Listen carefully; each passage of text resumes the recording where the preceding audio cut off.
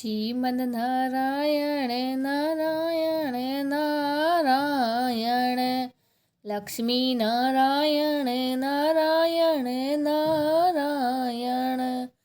राधे राधे भक्तजनों, आज मैं आपको माघ मास का 27वां अध्याय सुनाऊंगी। प्रेत कहने लगा कि हे पार्थिक, मैं इस समय तुम्हारे पास जो यह गंगा जल है मांगता हूँ, क्योंकि मैंने इसका बहुत कुछ महत्व सुना है। मैंने इस पर्वत पर गंगा जल का बड़ा अद्भुत आश्चर्य देखा है, इसलिए यह जल मांगता हूँ, क्योंकि मैं प्रेत योनि में हूँ, अति दुखी हूँ। एक ब्राह्मण अंधिकारी को यज्ञ कराकर ब्रह्म राक्षस हो गया है। वह हमारे साथ 8 वर्ष तक रहा। उसके पुत्र ने उसकी अस्थियों को इकट्ठा करके गंगा में कनखल स्थान पर गिरवा दिया। उसी समय वह राक्षस त्याग कर सदगति को प्राप्त हुआ।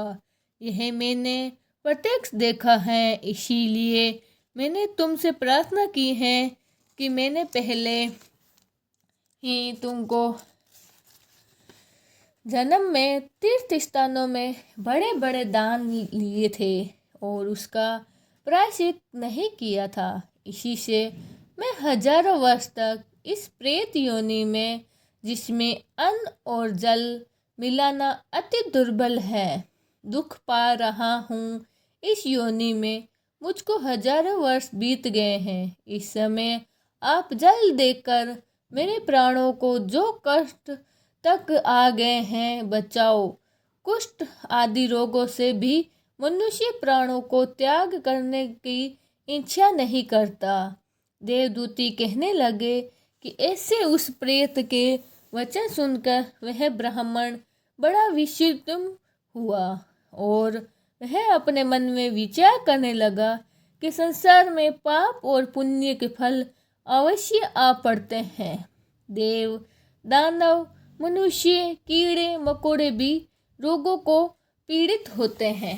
बाल तथा वृद्धों को भी मरण, अंधा तथा कुंबड़ापन, ऐश्वर्य, दरिद्रता, पंडित्य तथा मूर्खता सब कर्मों से ही होता है। इस कर्म भूमि में जिन्होंने न्याय से धन इकट्ठा किया है वह धन्य है। यह सुनकर प्रेत गदगद वाणी से बोला, हे पार्थिक, मैं जानता हूँ कि आप सर्वज्ञ हैं। आप मुझको जीवन का आधार जल इस प्रकार दो जैसे मेघ चातक को देते हैं। तब पार्थिक कहने लगा कि हे प्रेत, मैं तुम्हें, मेरे माता पिता भृगु क्षेत्र में बैठे हैं, मैं उन्हीं के लिए जल लाया हूँ। अब बीच में तुमने गंगा के संगम का जल मांग लिया है। मैं इसी धर्म संदेह में पड़ गया कि क्या कांड वस्तु से यज्ञों को इतना नहीं मानता जितना प्राण रक्षा को मानता हूँ, इसीलिए प्रेत को जल देकर तृप्त करके माता पिता के लिए फिर जल लाऊंगा। लोमस जी कहने लगे कि लोग इस प्रकार उस पार्थिक ने गंगा यमुना के जल संगम का जल उस प्रेत को दिया। उस प्रेत ने प्रेत पूर्वक जल को पिया। उसी समय वह प्रेत शरीर को छोड़कर दिव्य देहधारी हो गया। केरल कहने लगा कि बंधु मात्र गंगा जल से वह प्रेत मुक्त हो गया। हम समझते हैं कि ब्रह्मा जी भी इस जल के गुण का वर्णन नहीं कर सकते, नहीं तो महादेव जी इस जल को मस्तक पर क्यों धारण करते। इस संसार में जो मनुष्य काया वाचा है और मनसा के पापों से रंग गए हैं, वह गंगा जल के बिना नहीं घुलते। गंगा जल के सेवन से मुक्ति सदा सन्मुख खड़ी रहती है।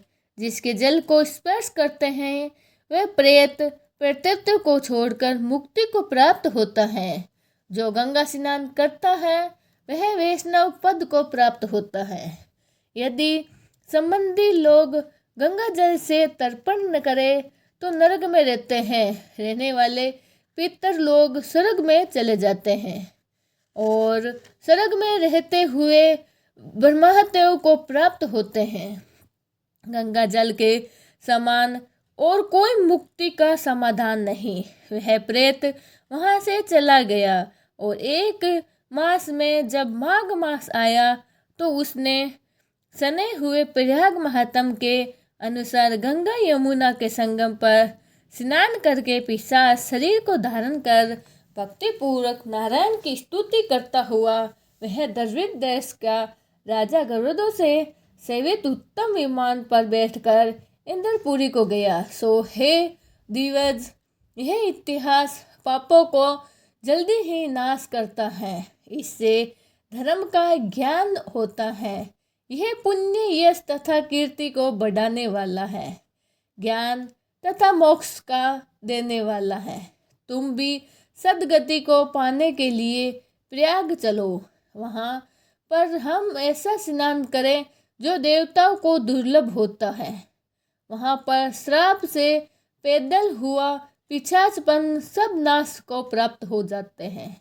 इस प्रकार लोमस जी कहने लगे, मुख से अमृत में मधुर कथा को सुनकर मानो अमृत पीकर सब प्रसन्न हुआ और पाप रूपी समुद्र से पार हुआ। उन्हीं के साथ सब लोगों ने दक्षिण दिशा को प्रस्थान किए। राधे राधे भक्तजनों, 27वें अध्याय को यहीं हम वाणी को विश्राम देते हैं। कल हम आपको 28वां अध्याय सुनाएंगे।